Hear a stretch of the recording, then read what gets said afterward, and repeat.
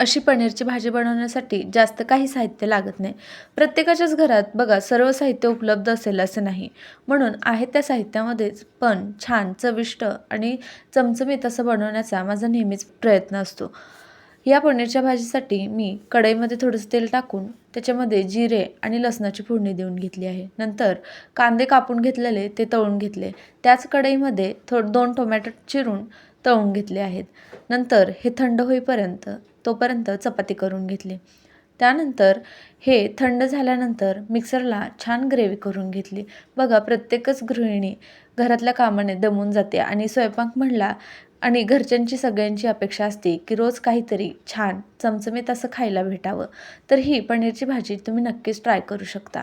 नंतर वाटण करून घेतलं, नंतर पनीर चिरून घेतलं, तेलामध्ये तळून घेतलं आणि नंतर पनीर काढून घेतलं. त्या तेलामध्येच ती ग्रेव्ही टाकून घेतली. छान मसाले टाकून तेल सुटेपर्यंत तळून घ्या. नंतर थोडं पाणी टाकून उकळी आली की त्यात पनीर टाकून घ्या आणि छान तेल सुटेपर्यंत त्याला बारीक गॅसवर शिजवून घ्या. मस्त अशी पनीरची भाजी तयार आहे.